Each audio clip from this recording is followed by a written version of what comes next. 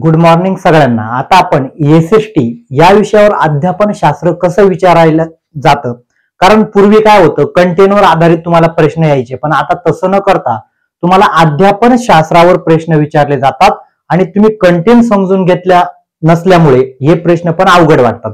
आता आपण प्रश्न बघूया। आता आपण पहिला प्रश्न बघूया। पहिला प्रश्न आलेला आहे,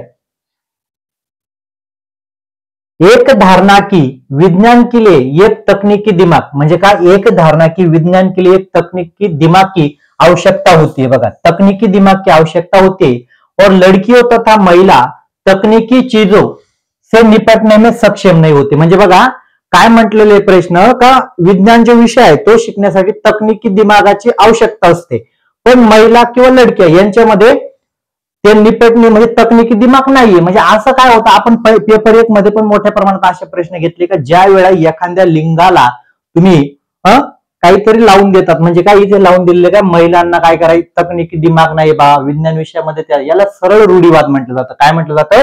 रूढीवाद म्हटलं जातं। काय म्हटलं? रूढीवाद आहे, कारण महिला पण विज्ञानामध्ये प्रगती करू शकतात, प्रत्येक विषयामध्ये प्रगती करू शकतात। असं नाही का महिलांकडे तकनीकी दिमाग नाही, असं काही नाही। इथे जातीवाद आहे का, काही निरक्षरता आहे का, काही अज्ञाता आहे का, काय काय रूढीवाद तयार झालेला आहे का मुलीकडे प्रगती करू शकत नाही किंवा मुलं तिकडे प्रगती करू शकत नाही, याला म्हटलं जातं रूढीवाद म्हटला जातो।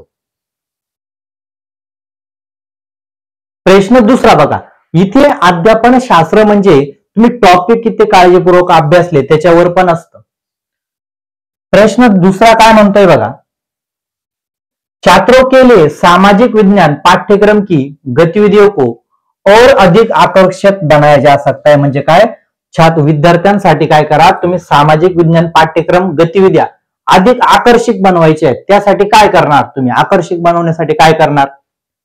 पहिला ऑप्शन काय म्हटलंय, प्रौद्योगिक और मल्टीमीडिया संसाधनों को शामिल करने से, म्हणजे काय, तुम्ही नवनवीन जे साधनं आहेत त्यांचा जर वापर केला, ते संसाधन ते तरी तुम्हाला चांगला प्रभाव पडेल, पण आपल्याला हे सगळ्यात बेस्ट मिळालेले। दुसरा ऑप्शन काय म्हटलंय, केवल, बघा इथे केवल आला म्हणजे हे ऑप्शन आपल्या येत नाही। केवल सबसे महत्वपूर्ण ऐतिहासिक घटनाओं को आंकड़ों पर ध्यान केंद्रित, फक्त ज्या महत्वाच्या घटना आहेत त्यांच्यावर जर तुम्ही ध्यान केंद्रित केलं, पण एखादा इतिहास विषय असेल किंवा प्रत्येक विषय आपण शिकवताना फक्त महत्वाच्या घटनांवर नाही तर प्रत्येक घटना महत्वाच्या असतात, ऐतिहासिक छोटे छोटे आपण मोठे मोठे युद्ध, आता समजा पानिपतचं युद्ध तुम्ही विद्यार्थ्यांना सांगत बसलं त्याच्यावरच ध्यान केंद्रित करा, पण मग जे बाकीचे युद्ध झालेले आहेत त्यांचं काय करणार, म्हणजे तुम्ही हे चालणार आहे का दुसरा ऑप्शन, तर अजिबात चालणार नाही।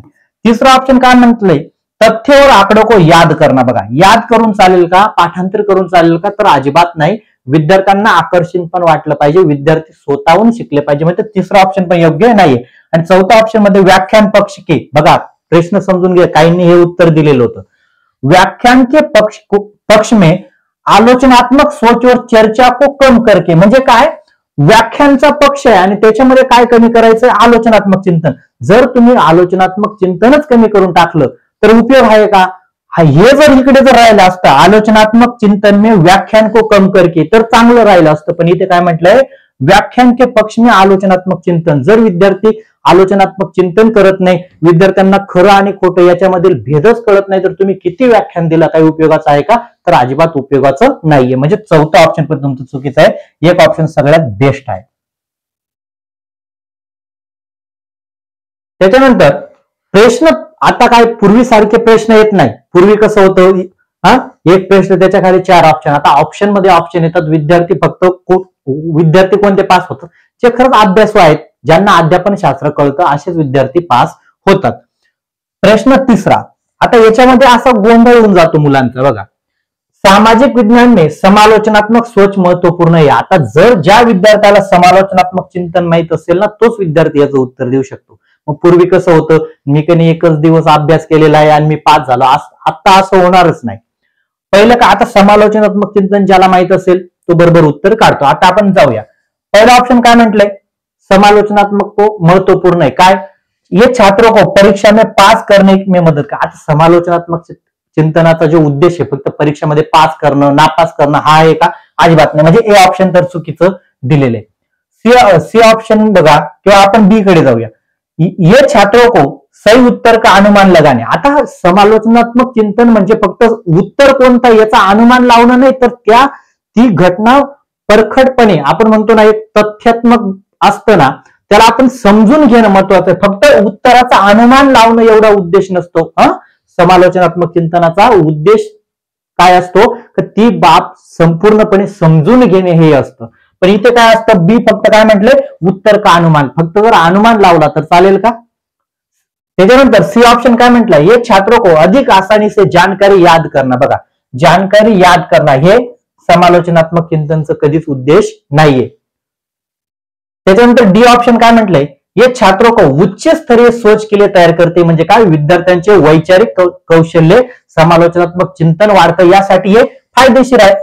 बरोबर आहे का नाही? आणि हे ऑप्शन काय म्हणतंय बघा, ये समस्या समाधान करने की क्षमता को प्रोत्साहित करते. म्हणजे समस्या सोडवण्यासाठी, समस्या समाधान म्हणजे वेगवेगळ्या बाजूने विचार करण्यासाठी प्रोत्साहित करतं. कोण प्रोत्साहित करतं?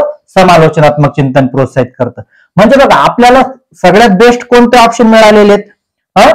डी आणि ई. म्हणजे डी आणि ई ज्या ऑप्शन मध्ये असेल तेच तुमचं उत्तर असतं. आता बघा, ऑप्शन 4 मध्ये दिलेले बघा, डी आणि ई म्हणजे समालोचनात्मक चिंतन ज्याला माहित असतं तोच याचं उत्तर देईल ना.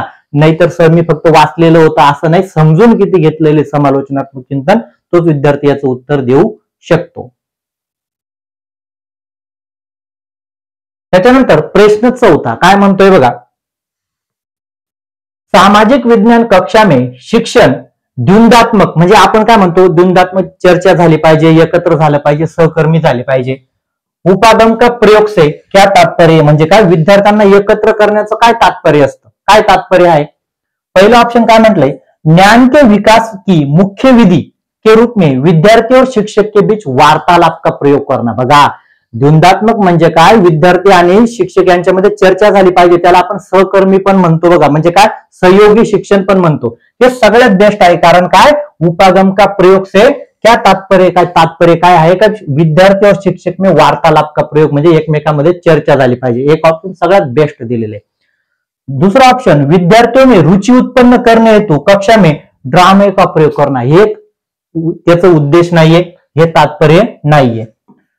अमूर्त अवधारणा को स्पष्ट करने हेतु उदाहरणों एवं सादृश्यों का प्रयोग करना.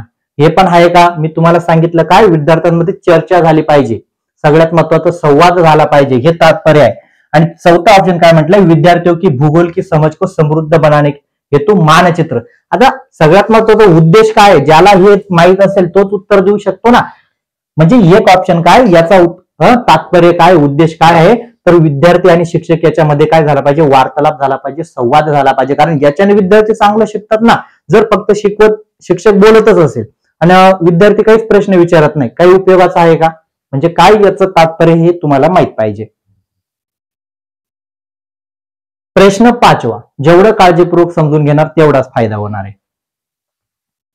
शिक्षिका अपनी कक्षा में बच्चों को 4 समूह में विभाजित करके. बघा, शिक्षिकाने काय केलं, आपल्या कक्षामध्ये 4 समूह बनवले, गट बनवले करके जल के स्रोतों के नाम लिखने को देती है और उसके बाद प्रत्येक समूह से जल के स्रोतों पर चर्चा कराते. म्हणजे शिक्षकाने काय केलं, 4 गट केले आणि त्याच्यानंतर काय केलं, त्यांना स्रोत, जल के स्रोत म्हणजे पाणी कुठून मिळतं या संबंधी तिने काय केलं, नाव लिहायला लावले आणि त्याच्या संबंधी चर्चा करायची आहे. पाठ्य योजना 5 उपागम के तहत वो निम्न में से सबसे पहिले. बघा, हे लक्षात इथे वाचलं, जो इथे वाचलं असेल तो सगळ्यात महत्वाचे. सबसे पहिले, आता तुम्हाला चर्चा करायची, गट तयार करायचे, तर सगळ्यात पहिले काय, कोणता प्रयास करेल? आता पहिला ऑप्शन काय म्हटलंय, अन्वेषण करणार. निरीक्षण करणारीला पहिलं देईल का? निरीक्षण करण्याला, मूल्यांकनला पहिलं स्थान देईल का? विस्तार करण्याला पहिलं स्थान देईल का? पण काय, कशाला पहिलं स्थान देईल? संलग्नता. म्हणजे विद्यार्थी पहिले एकत्र केल्यानंतर ही सगळी गोष्ट घडेल ना. म्हणजे काय म्हटलं, सबसे पहिले प्रयास करेगी. सबसे पहिले काय प्रयास करेगी? संलग्नता. म्हणजे विद्यार्थ्यांना एकत्रित आणणे हे सगळ्यात पहिलं कार्य असेल. म्हणजे आता इथे कळालं का? आता तुम्हाला कळालं असेल का इथे जे विद्यार्थी आहेत ते 14 डिसेंबरचे पेपरचे प्रश्न आहेत. म्हणजे इथे विद्यार्थी पास कोणते होतात? जे अभ्यासू आहेत, जे नुसतं मी पुस्तक वाचून घेतलं असे विद्यार्थी नाही होत. प्रश्न 6 काय म्हणतोय बघा, एक क्षेत्रीय भ्रमण. क्षेत्रीय भ्रमण आता तुम्ही ईव्हीएस विषय असेल किंवा सामाजिक असेल किंवा सायन्स असेल, याच्यामध्ये पण मोठ्या प्रमाणात याच्यावर प्रश्न विचारले जातात. एक क्षेत्रीय भ्रमण के लिए विद्यार्थियों में किस कौशल्य को पहले विकसित करना चाहिए. म्हणजे काय, आता बघा इथे पण काय म्हटलंय, कौशल्य को पहले. सगळ्यात आपण क्षेत्र भ्रमण जे असतं सगळ्यात पहिलं कोणतं कौशल्य विकसित करण्यासाठी आपण विद्यार्थ्यांना निरीक्षण करण्याची संधी देतो का, कशासाठी देतो, बरोबर आहे का नाही. कोणतं कौशल्य विकसित हो. आता पहिलं काय म्हटलं, विश्लेषण. डायरेक्ट तुम्ही विद्यार्थ्यांना विश्लेषण करायला लावणार का, बरोबर आहे का नाही. अवलोकन सगळ्यात बेस्ट आहे. अवलोकन म्हणजे निरीक्षण करणे. जर तुम्ही अवलोकन चांगलं केलं त्याच्यानंतर त्याची माहिती विचारणार, मग विश्लेषण करणार. पण सबसे पहिले विकसित करना चाहिए. काय विकसित करना चाहिए, अवलोकन. प्रयोग का, तर्क का, तर अजिबात नाही. विद्यार्थ्यांनी जर अवलोकन केलं नाही सबसे पहिले तर विद्यार्थी कसं काय त्या गोष्टीपर्यंत पोहोचतील. म्हणजे विद्यार्थ्यांना निरीक्षणाच्या संधी द्या, त्याला अवलोकन असं पण म्हटलं जातं.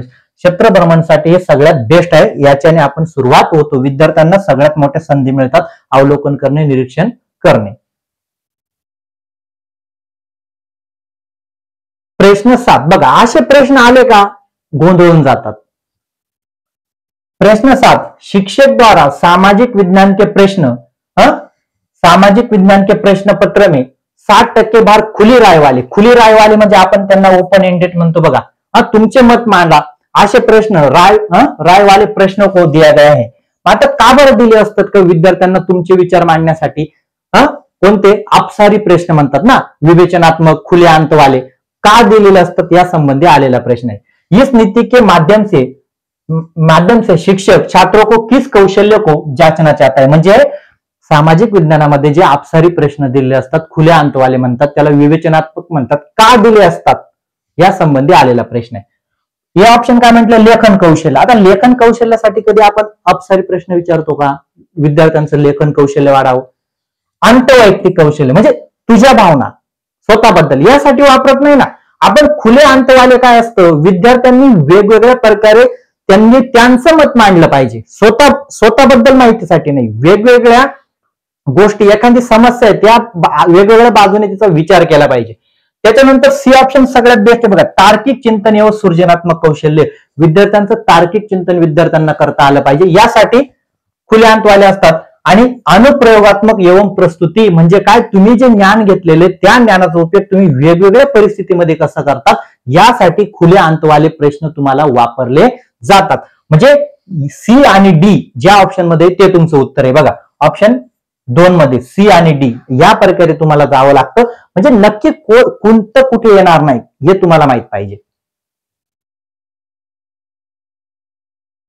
प्रश्न हे बघा, एवढे डिसेंबरचेच प्रश्न येते, 14 डिसेंबरचे. सामाजिक विज्ञान विषय की प्रकृति के संबंध में निम्न में से कौन सा कथन सही है. आता तुम्हाला सामाजिक विज्ञान जो विषय आहे त्याच्या प्रकृती संबंधात कोणता कथन सही आहे म्हणजे योग्य आहे. आता कोणतं योग्य आहे ते तुम्हाला का, आता चुकीचे काढले तर तुम्हाला ते बरोबर कळेल, बरोबर आहे का नाही. हे ऑप्शन काय म्हटले, सामाजिक विज्ञान एक गत्यात्मक विषय जो वाद विवाद और परिचर्चा उत्पन्न करताय. म्हणजे बरोबर आहे, सामाजिक विज्ञानामध्ये आपण ऐतिहासिक घटना असेल, बरोबर आहे का नाही, त्याच्यावर आपण चर्चा करू शकतो, हे बरोबर आहे. बी ऑप्शन काय म्हटलं, सामाजिक विज्ञान केवल, बघा काय म्हटलं, केवल व्यक्तिगत मानवीय संबंधों पर विचार किया जाता है ना की व्यक्तिगत कार्यों पर. आता मला एक सांगा, सामाजिक विज्ञानामध्ये फक्त व्यक्तींचे जे कार्य असतात त्याच्यावरच विचार होतो का, वेगवेगळ्या गोष्टींवर पण विचार होतो, पण इथं केवळ म्हटलंय व्यक्तिगत संबंध पर विचार पर, असं नाही होत, तर वेगवेगळ्या पक्षांवर पण विचार होतो. त्याच्यानंतर सी ऑप्शन काय म्हटलंय, सामाजिक विज्ञान मुख्य रूप से अंतर्विषय जिसका केंद्रबिंदू खोजे. बघा म्हणजे सामाजिक विज्ञान असेल, इतिहास असेल, भूगोल असेल, यांचा केंद्रबिंदू काय, खोज म्हणजे नवनवीन घटना माहीत करणे आणि ते समाजापर्यंत पोहोचवणं, हा एका नाही. आणि डी ऑप्शन काय म्हटलं, सामाजिक विज्ञान का क्षेत्र बहुत ही संकुचित आहे. संकुचित कस काय, संकुचित म्हणजे ते खरं आहे का खोटं हे माहित नाही, संकुचित आहे इसलिए केवळ प्राथमिक स्तर पर पढ़ाने योग्य. फक्त प्राथमिक स्तरावर चालतं का, वेगवेगळ्या ठिकाणी सुद्धा सामाजिक विज्ञानाला मोठ्या प्रमाणात किंमत आहे. आता मग मला सांगा, तुमचं बी आणि डी येणार आहेत का, अजिबात येणार नाही. म्हणजे तुमचं बरोबर काय पाहिजे, ए आणि सी. ए आणि सी ज्या ऑप्शन मध्ये असेल तेच तुमचं उत्तर असेल. ऑप्शन एक बघा, त्याच्यामध्ये ए आणि सी, म्हणजे एवढं बारीक भेद तुम्हाला कळाला पाहिजे. त्याच्यानंतर प्रश्न 9, प्रश्न असे आलेले होते मोठे, त्याच्यामुळे खूप विद्यार्थी नापास व्हायचं प्रमाण वाढले. निम्नलिखित में से कौन से प्रश्न, बघा आलोचनात्मक आला, समालोचनात्मक बघितलं, आलोचनात्मक आलं बघा. निम्नलिखित में से कौन से प्रश्न आलोचनात्मक चिंतन को बढ़ावा देते. आलोचनात्मक चिंतन म्हणजे समालोचनात्मक, तुम्ही कसे त्या गोष्टीपर्यंत पोहोचणार वेगवेगळ्या बाजूने या संबंधी. किसको बढ़ावा देते. पहला ऑप्शन काय म्हटले, वे विभिन्न तरीके क्या है जिसके द्वारा सरकार सभी स्वास्थ्य सेवाएं प्रदान करने हेतु कदम उठा सकते, चर्चा कीजिए. म्हणजे बघा सरकारने जर स्वास्थ्य सेवा आपल्याला प्रदान करण्यासाठी काय कदम घेईल किंवा काय निर्णय घ्यावे यासाठी चर्चा करा. म्हणजे काय आलोचनात्मक चिंतन, प्रत्येक विद्यार्थी वेगवेगळे उत्तर देतील, बरोबर आहे का नाही. म्हणजे ये ऑप्शन चांगला आहे. बी ऑप्शन काय म्हटले, अमेजॉन की तुलना में गंगा नदी प्रदूषण मानव को व्यापक रूप से प्रभावित करेगा, कथन की जांच कीजिए. म्हणजे काय, गंगा आणि अमेझॉनची जी नदी आहे या संदर्भात काय करा तुम्ही, प्रदूषण मानवी व्यापक को कैसे प्रभावित करेगा, म्हणजे याच्याने पण उत्तर तुम्हाला वेगवेगळे येऊ शकतात काय. त्याच्यानंतर म्हटलंय ब्राझील एवं भारत की भूमी आकृती के बीच भेद, म्हणजे ब्राझील आणि भारत याच्या आकृतीमध्ये जे भेद आहे ते विद्यार्थी वेगवेगळे उत्तर येतील, बरोबर आहे का नाही. विद्यार्थी कोणी सांगेल सर असा भेद आहे तसा भेद आहे, बरोबर आहे का नाही. हिमालय की महत्वपूर्ण विशेषता का वर्णन करे, म्हणजे काय हिमालयामध्ये जी विशेषता आहेत, मग कोणी सांगेल सर औषधी वनस्पती चांगल्यासाठी आहे, फिरण्यासाठी चांगलं आहे, वेगवेगळे उत्तर येतील का नाही. आणि ये ऑप्शन काय म्हटलं, मुगल प्रशासन में जमीनदार की भूमिका क्या थी. आता मला एक सांगा, मुघल प्रशासन म्हणजे जी जमीनदाराची भूमिका होती ती ऑलरेडी इतिहासामध्ये लिहिलेली आहे, जशी तशी विद्यार्थी जे वाचलं तेच सांगेल, पण आलोचनात्मक चिंतन होईल का तिथे, अजिबात होणार नाही. म्हणजे तुमचे ABCD जे ऑप्शन आहे ते तुमचं उत्तर आहे बघा, दोघं ठिकाणी झालं एबीसीडी हे तुमचं उत्तर आहे. कारण ई मध्ये काय म्हटलंय, मुघल प्रशासन में जमीनदार की भूमिका काय ते, जमीनदार की भूमिका म्हणजे जे इतिहासामध्ये तुम्ही नोंद केलेले ते तुम्ही विद्यार्थ्यांना विचारता तेच तिकडे सांगतील, पण याच्याने तुम्हाला वेगवेगळे उत्तर भेटतील, हे लक्षात ठेवायचं. प्रश्न 10 काय म्हटलं बघा, एक शिक्षिका चाहती है कि छात्रों को ग्राम पंचायत जैसी सरकारी कार्यालय बघा कार्यों के कामकाज को समजे, म्हणजे काय शिक्षिकाला काय वाटतं का ग्रामपंचायत आहे त्या संबंधी कार्य त्यांना समजले पाहिजे.